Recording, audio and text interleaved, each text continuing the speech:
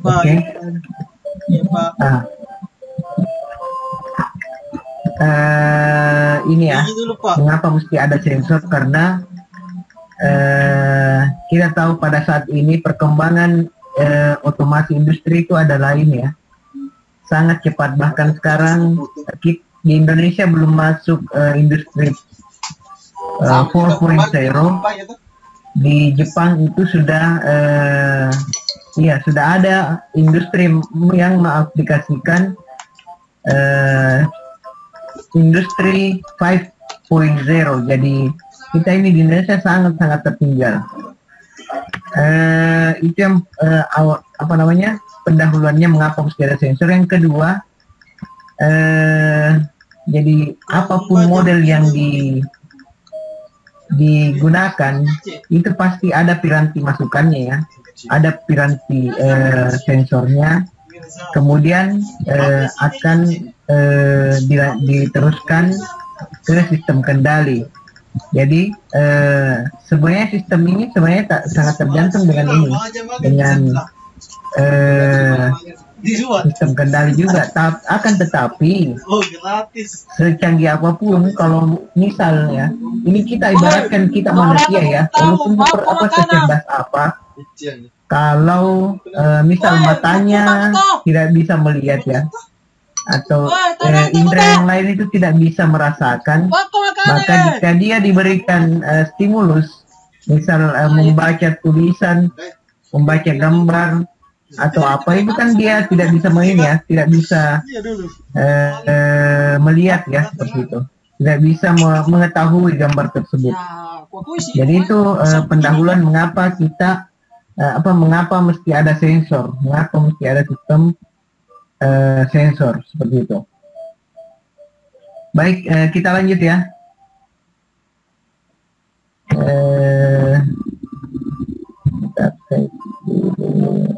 Oke, masih connect. Dulu di kelas. Kenapa kan?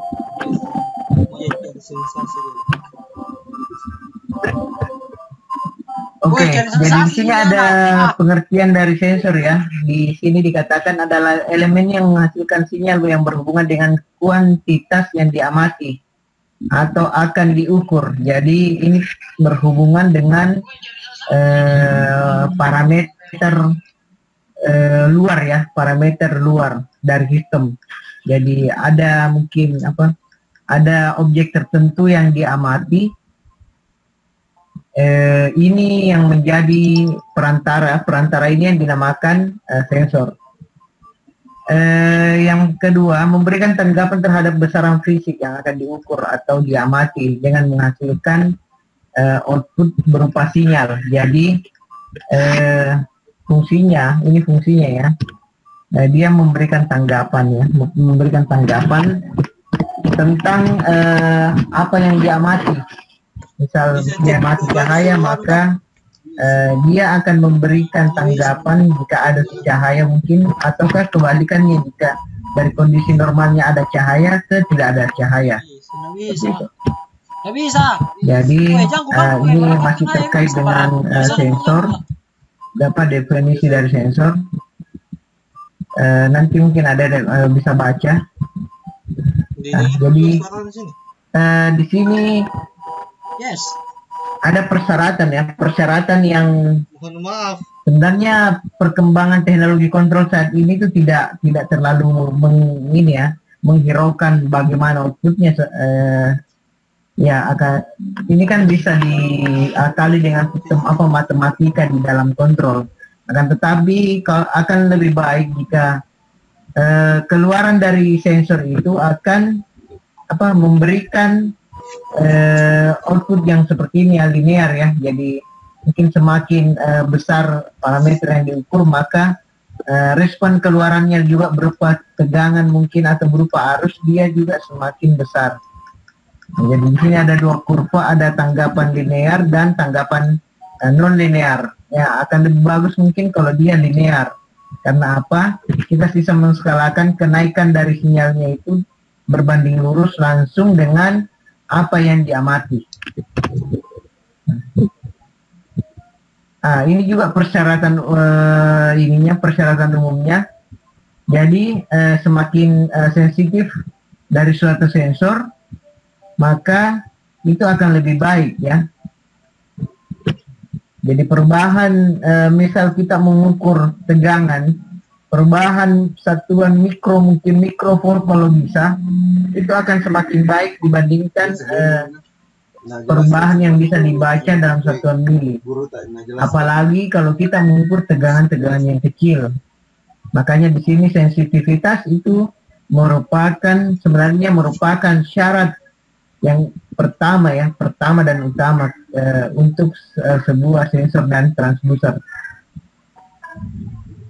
Yang kedua, di sini juga ada respon waktu ya. Respon waktu di sini terkait dengan durasi pembacaan penyediaan data dari sensor terkait masukannya. Jadi semakin cepat respon output dari sensor itu juga akan semakin baik. Karena apa? Itu bisa sensor itu bisa dimanfaatkan di kondisi-kondisi yang membutuhkan kecepatan. Misal sensor kecepatan mungkin atau sensor putaran dan sebagainya.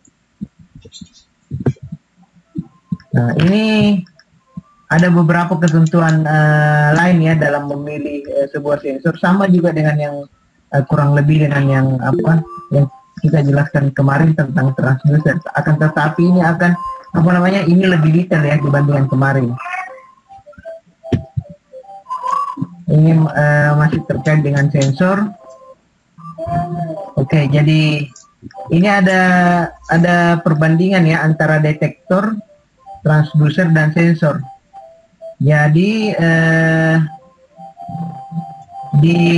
kita bahas kemarin di dalam transducer itu kan ada sensor, makanya terkait dimensi dari ini ukuran ya, kolom kedua ini dia saling terpengaruh ya.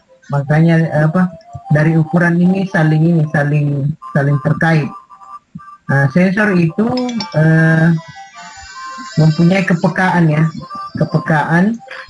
sedangkan detektor hanya mengindikasikan ada atau tidak adanya sebuah objek. Jadi detektor itu mungkin cuman melayani dua kondisi. Kondisi yang pertama yaitu ada objek yang disensing, atau yang kedua tidak ada objek yang disensing. Oke.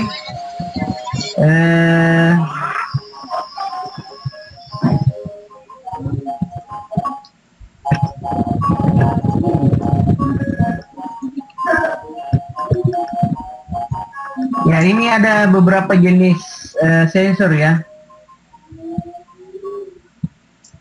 Ada yang luarannya analog berupa LVDT yang kemarin juga sempat dibahas.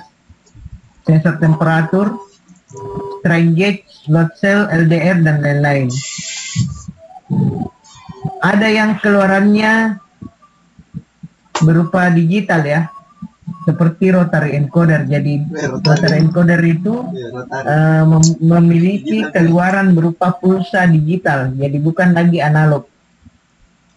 Ada juga yang yang detektor tadi memiliki keluaran berupa dua data saja, on atau off. Jadi ini ada beberapa sensor sebenarnya yang banyak di industri digunakan juga seperti ini. Misal ada sensor proximity yang prinsip kerjanya berdasarkan kapasitif, induktif, dan infrared. Ada juga sensor mekanik berupa limit switch. Ada banyak sebenarnya di sini sensor ya. Misal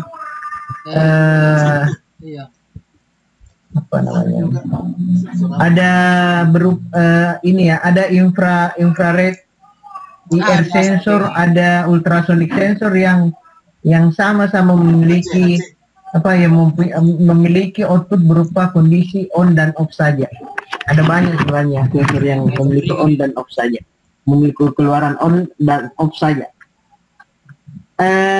Di sini juga ada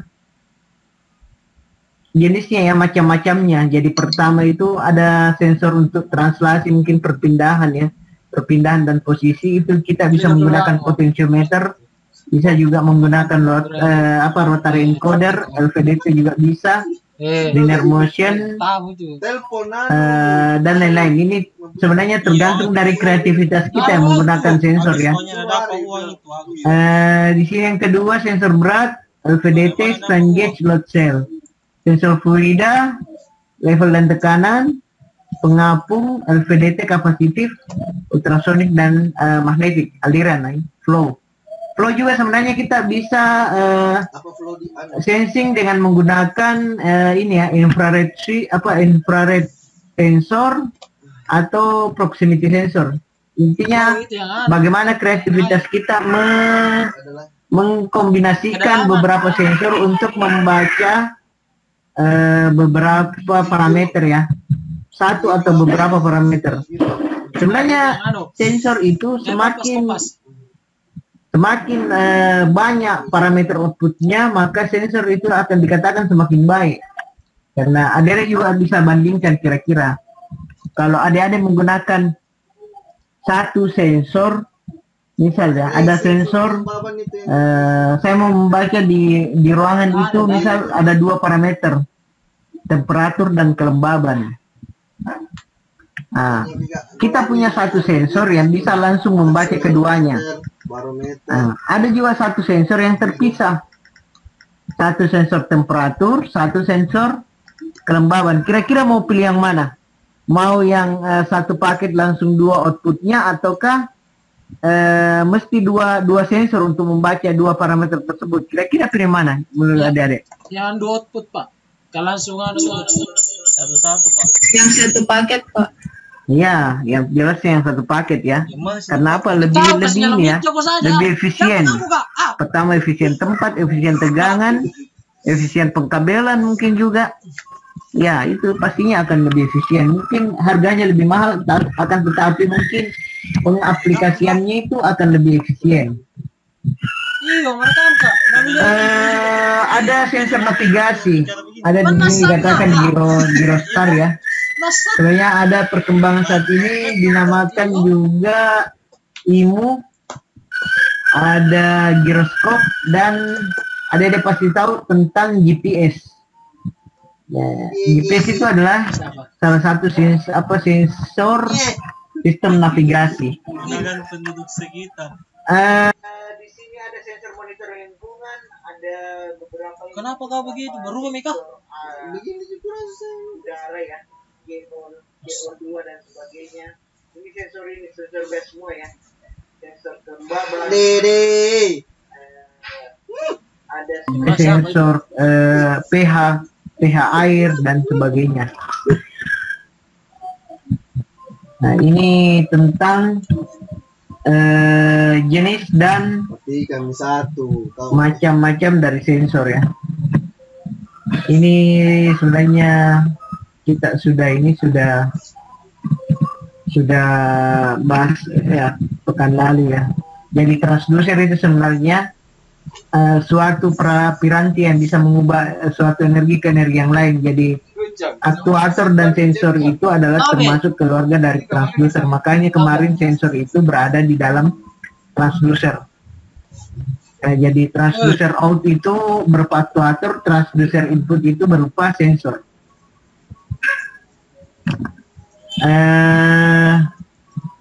Ini beberapa ini ya sensor ya, sensor translasi, kecepatan, percepatan. Kecepatan itu kita bisa gunakan apa lagi namanya, akselerometer ya. Akselerometer itu untuk percepatan, gyro untuk kecepatan. Strain gauge kita bisa gunakan load cell, magnetik itu bisa menggunakan sensor magnetik juga, khusus magnet. Ultrasonik, ya itu banyak ya sensor ultrasonik kita bisa aplikasikan untuk mengukur jarak dan sebagainya. Vision, sensor vision ini berupa kamera ya.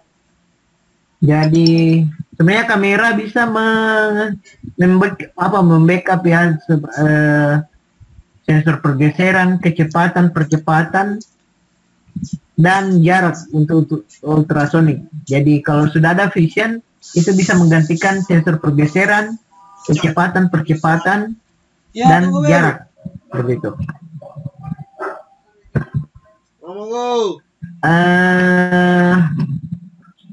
Ini ada terminologi dari sensor terkait dengan range, error, akurasi, sensitivitas, histeresis. Histeresis mungkin akan kita bahas nanti di praktikum ya, apa itu histeresis. Linearitasnya, repeatability-nya, stabilitasnya.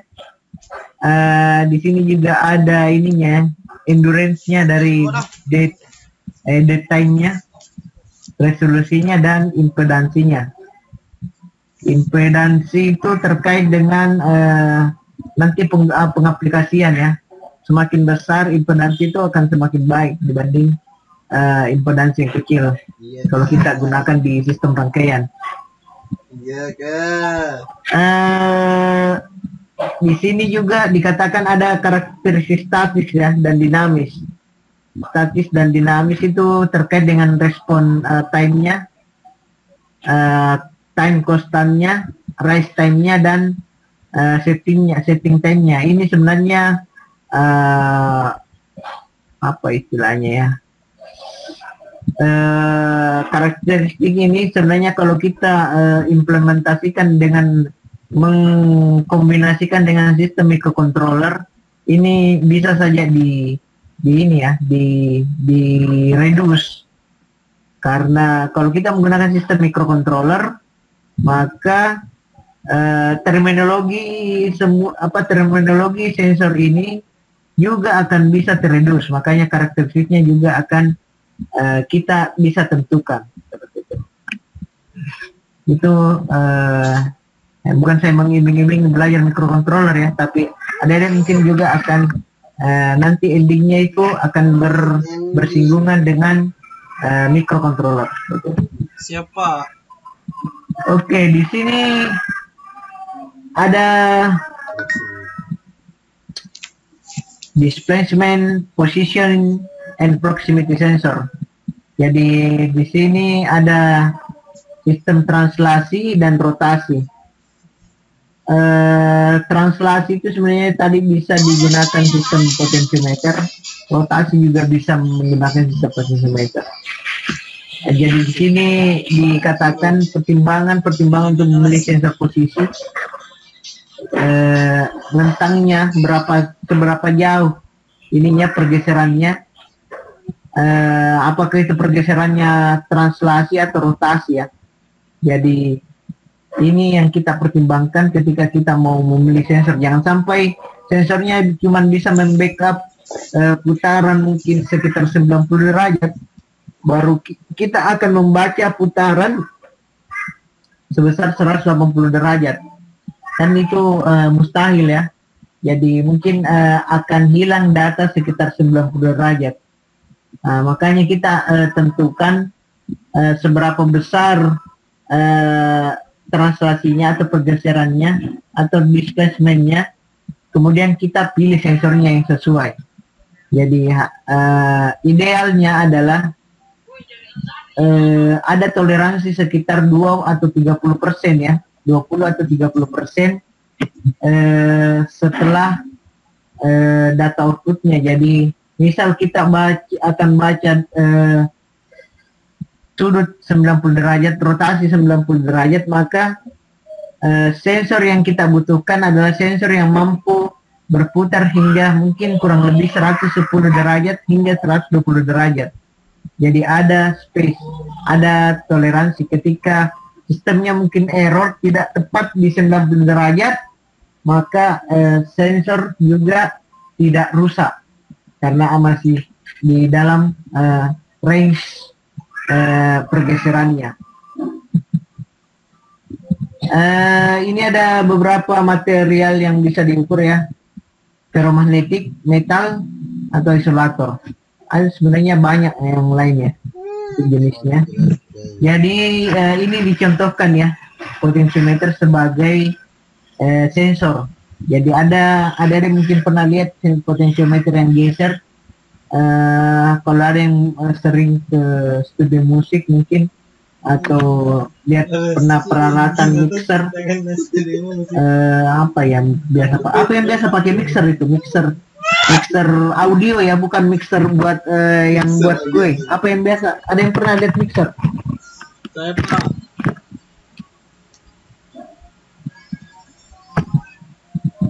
Ada yang pernah lihat mixer? Ya Pak. Ya. Digunakan untuk apa mixer itu? Stabil di. Mengaduk Pak. Bisa kan ini lagi lah.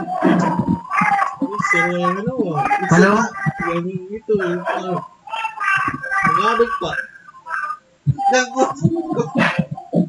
Mixer yang mana Pak? Mixer untuk musik. Mixer audio ya. Audio. Untuk anu Pak, apa lagi? Bukan mengaruh. Cuy. Dia naruh di suara iya supaya bagus didengar. Apa sih? Ya, itu apa? Ada yang pernah lihat mixer ya?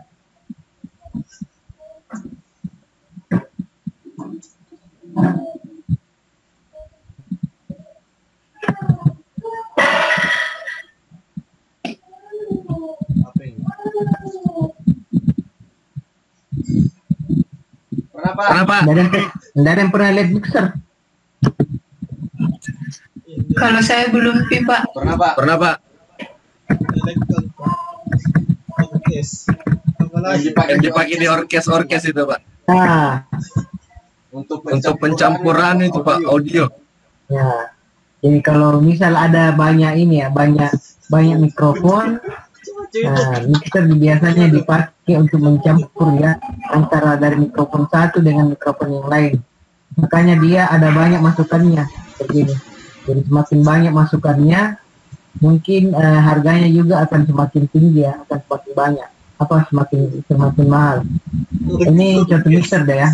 Jadi ini rata-rata untuk volumenya itu dia menggunakan potentiogeser seperti ini. Jadi ini isinya potensio ya, variabel resistor yang bentuknya seperti ini, geser. Ada juga variabel resistor yang bentuknya putar.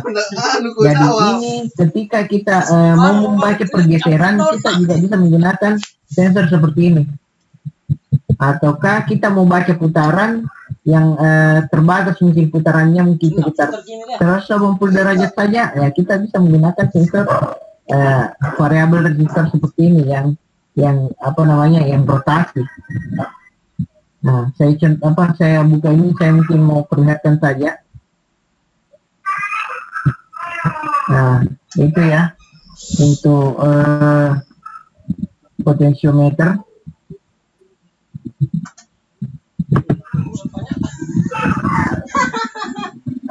Jadi di sini katakan potentiometer tipe sliding ya, geser yang tadi ataupun tertarik dapat dimanfaatkan sebagai sensor posisi. Sifat perubahan, jadi dia berdasarkan perubahan hambatan ya. Makanya tadi saya katakan itu adalah variabel resistor. Outputnya biasanya berupa sinyal tegangan. Jadi ini biasanya terminal dari potentiometer itu ada 3 seperti ini. 3 yang bentuknya itu seperti ini. Nanti kalau kita gunakan di tegangan di rangkaian, yang ujung dan yang ujung itu biasanya kita gunakan ke tegangan. Ini outputnya. Jadi perubahan outputnya itu berdasarkan perubahan tegangan. Perubahan tegangannya berdasarkan dari besarnya translasi atau besarnya rotasi. Oh no. Di sini juga dikatakan pembacaan dengan alat ukur tegangan dengan impedansi input yang rendah akan memberikan loading effect. Loading effect itu ada semacam ini ya, ada semacam latensi atau delay ketika kita akan membaca.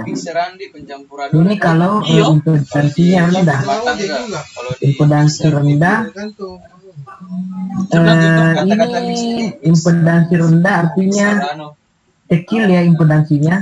Semakin kecil impedansinya, tadi saya bilang, maka ketika kita menggunakan di dalam sistem rangkaian, dia akan membutuhkan arus yang lebih besar dibandingkan dengan impedansinya yang besar. Selanjutnya dikatakan juga perlu alat ukur tegangan ataupun hambatan dengan impedansi yang sangat tinggi. Ini diberikan contoh di sini. Dan yang terakhir dapat diturunkan bahwa penggunaan potentiometer sebagai sensor posisi memberikan kesalahan error maksimum saat posisi lengannya atau pergeserannya itu berada di tengah-tengah mata. Ini sebenarnya juga bisa direduksi ketika kita menggunakan sistem microcontroller karena kita bisa mengevaluasikan coding khusus untuk ketika dia berada di tengah-tengah pembacaannya seperti itu. Kontrol ya. Ini ya mikrokontroller. Jadi rata-rata sensor dan transducer di slide tadi ya, di awal slide, rata-rata sensor itu dikombinasikan dengan sistem kendali ya. Tidak jarang sensor itu berdiri sendiri, sebuah sensor saja dan indikator tidak. Rata-rata itu dikombinasikan dengan kendali. Ini contoh gambar dari strain gauge. Jadi ada perubahan misal seperti ini. Ada perubahan regangan dari kawat ketika ini ditekan mungkin atau digerakkan. Ada apa? Kalau ini sistem kapasitif sensor. Kapasitif sensor itu bekerja berdasarkan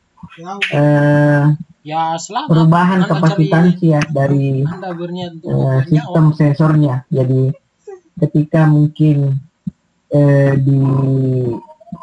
ada benda yang disensi, maka nilai kapasitansinya akan lebih besar atau yang lebih kecil. Ini juga akan berbeda-beda datanya ketika material yang disensing itu juga berbeda. Jadi akan berbeda ketika kita akan menyensing kayu dengan besi. Itu kan nilai kapasitansinya akan berbeda.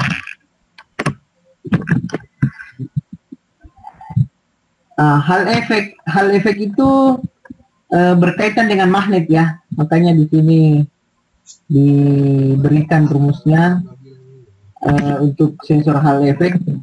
Hal efek itu juga saya pernah uji coba. Hal efek itu sebenarnya dia bisa membaca polaritas magnet ya, utara dan selatan. Terus Adik-adik kalau masih penasaran dengan hal efek itu, adik-adik bisa pelajari googling saja hal efek sensor. Ya, hal efek itu bentuknya sangat kecil ya, mirip transistor. Biasa kakinya ada 3. Di setiap sisinya itu dia modelnya ini ya, akan membaca medan magnet yang berbeda. Misal sisi pertama itu dia dominan di utara dan sebaliknya dia akan dominan di selatan. Jadi sensitivitasnya akan berbeda di setiap sisi ya. Gorengan. Ini untuk hal efek sensor. Kita melangkah ke sensor gerakan ya, sistem mekanik. Assalamualaikum, kecewa aku. Ini juga sebenarnya adalah sensor mekanik ya. Ini bisa kita gunakan sebagai sensor kecepatan dan sensor percepatan. Bagaimana? Nah, kita kembali lagi, kita bisa kombinasikan dengan microcontroller. Semakin besar perubahan datanya, maka kecepatannya akan semakin besar dan sebaliknya.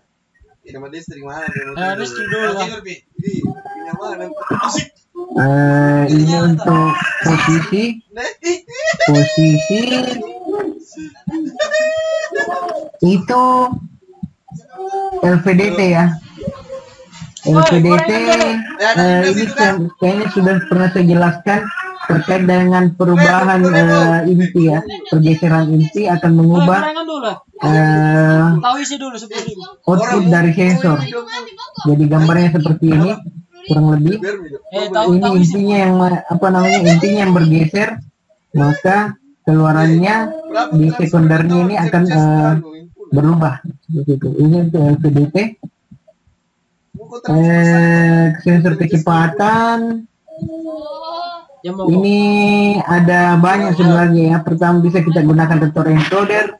Ini di sini digunakan ada eddy current ya. Eddy current. Jadi di sini dia mengimplementasikan efek eddy ya. Efek eddy current, jadi sistem arus eddy yang dia aktifkan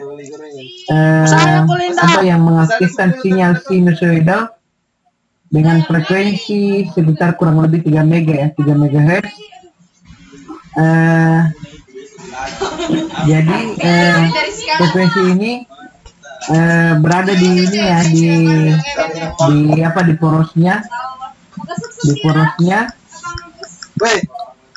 Ketika ini sistemnya aktif, maka sensor akan membaca besarnya efek eddy tersebut.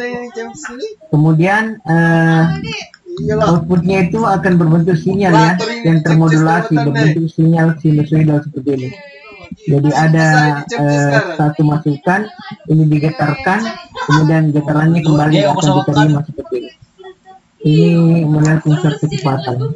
Nah, ini penjelasan lebih detailnya efek eddy current.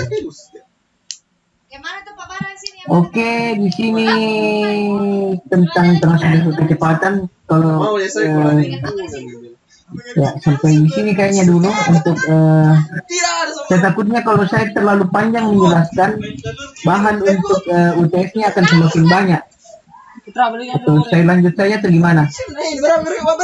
Saya maunya sampai sini saja ya, sampai eddy current untuk materi UTS-nya. Iyo, pamalam nih. Kasih dulu nih. Halo? Gitu deh ya? Iya, Pak. Iya. Jadi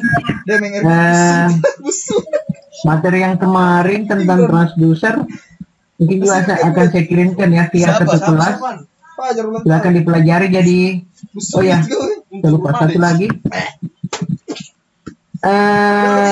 Janji saya waktu awal kan saya minta project final project ya. Mungkin saya akan jelaskan juga pekan depan ketika kita akan UTS itu modelnya seperti apa. Jadi ini filenya saya akan kirimkan mungkin besok insya Allah ke Atta ya, ke kota kelasnya. Kemudian insya Allah mudah-mudahan kita pekan depan bisa on time untuk UTS. Dan sebelum UTS mungkin saya jelaskan dulu ininya tentang tugas besarnya, final projectnya itu seperti apa. Oke. Ada yang mau ditanyakan tentang pertemuan ini, tentang yang saya jelaskan tadi tentang ini ya, tentang sensor? Silakan. Nanti akan saya kirimkan slide-nya juga ini. Jadi materinya itu mulai dari awal sampai materi yang tadi. Tapi ya saya ingat, saya pernah kasih ini ya, saya berikan tugas ya. Ya Pak.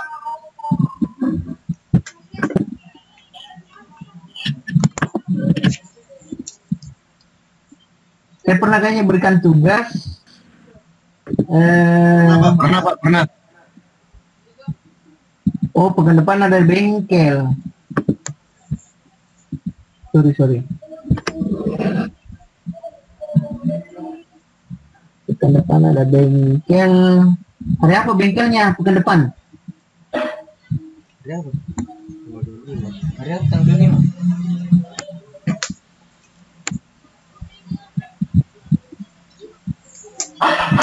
Kamis. Rabu sampai Kamis. Oke.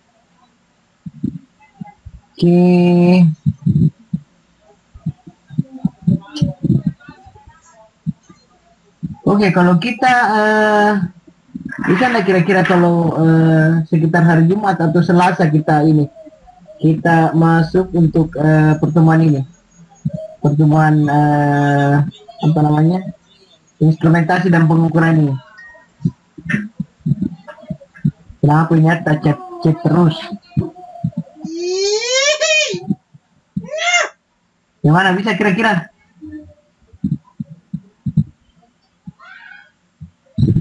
Jumat saja Pak. Jumat, oke. Mantap Nova. Jumat saja ya. Oh, oke, Jumat ya. Gimana yang lain Jumat bisa ya? Ya Pak. Ya Pak, ya Pak, bisa Pak. Bisa. Oke, Bisa. jadi Pak. mudah-mudahan kita bisa Jumat ya. Karena begini, kenapa saya kejar-kejar? Karena kita sebenarnya tertinggal 1 pekan ini karena ada libur ya. Pernah ada kita dapat pertemuan pas tanggal liburan, makanya kita ketinggalan 1 pekan. Iya. Oke, tentang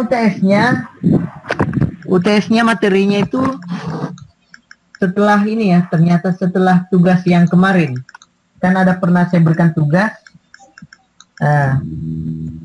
Setelah itu ya materinya untuk UTS itu setelah tugas yang kemarin, setelah tugas sampai pertemuan kali ini, jadi tidak terlalu panjang ya.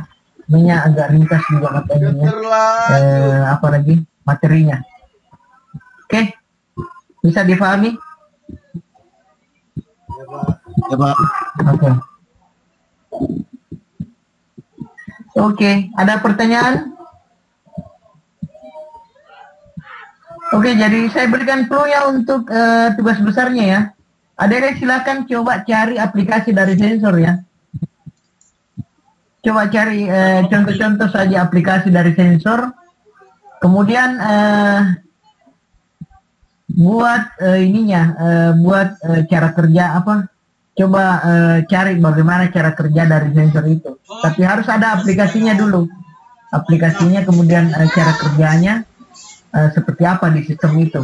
Misal saya punya sensor, ada pernah lihat lampu yang ini ya, lampu PJU, penerangan jalan umum, yang biasanya dia otomatis nyala ketika malam hari dan otomatis mati ketika sudah pagi hari. Itu kan dia menggunakan sensor optik ya. Ada jelaskan sensor optik apa kira-kira yang digunakan dan bagaimana cara kerjanya. Itu saja dulu untuk clue-nya. Mau bentuknya seperti apa, nanti akan saya jelaskan kembali pekan depan. Oke? Jadi ada silakan coba cari-cari contoh aplikasi dari sensor. Apa? Aplikasi dari sensor ya, bukan contoh.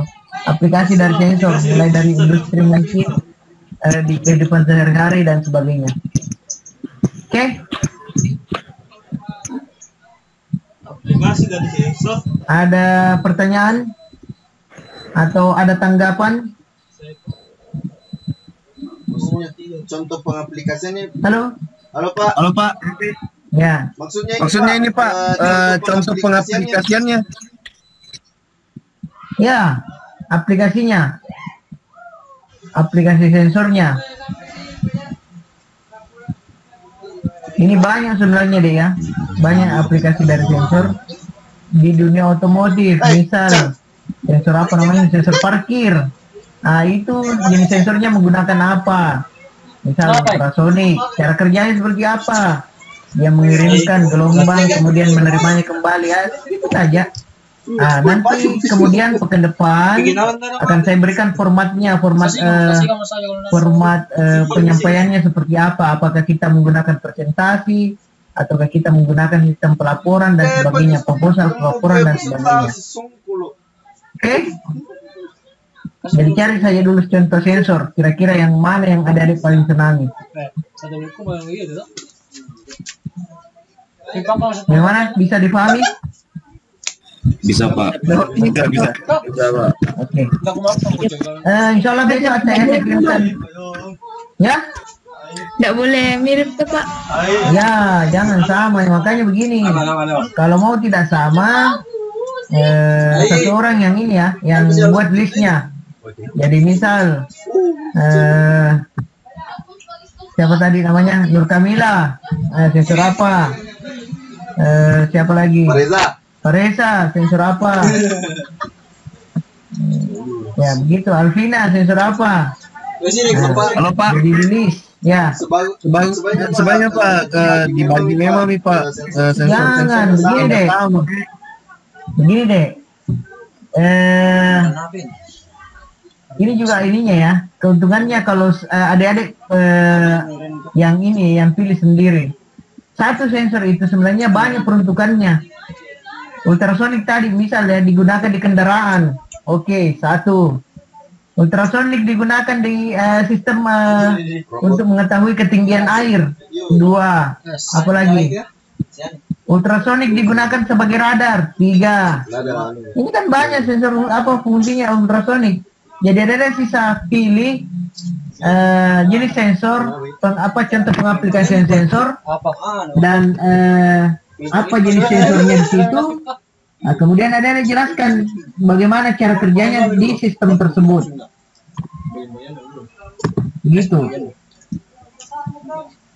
Oke. Ada pilih saja sendiri deh ya.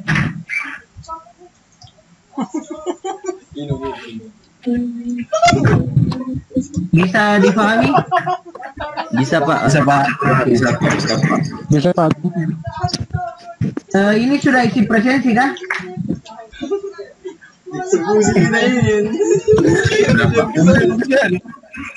Sudah atau belum?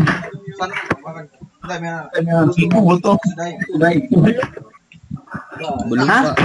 Belum. Belum atau sudah?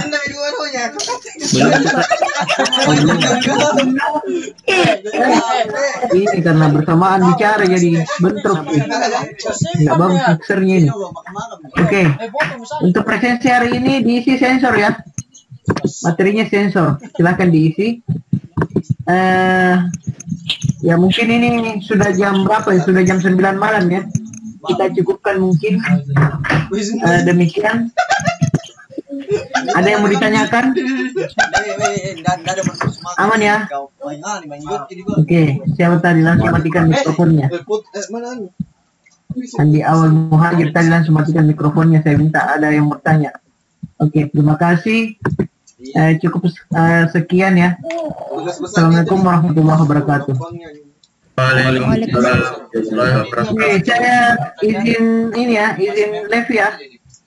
Waalaikumsalam. Pak. Saya di luar nalar. Gas pak. Di dalam nalar. Saya mau di luar nalar. Pesennya mau saya. Ini kau. Ini switch. Ya ini switch. Ya kemana lagi besok ini bos? Anu saya. Weh, saya sensorku button. Nggak ada boleh ambil ki.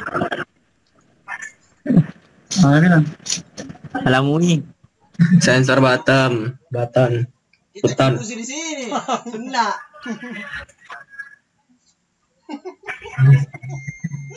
Apa yang sensor? Sirik jari. Ada gitu. Ambil kopi sudah. Ada. Ambil gitu. Prinsip apa? Dari dioda. Foto dioda. Masa di dua. Kira enggak anu. Semuanya ini kan Banyak. memang dua. Banyak juga ini. Video kedua. Happy birthday to you. Video ini. Ya tidak anu, kok menyanyi. Bubar. Happy Tidur. birthday Tidur. to me. Selamat ulang tahun. DJ. Happy birthday to me. Potong. Happy birthday to me. Barat.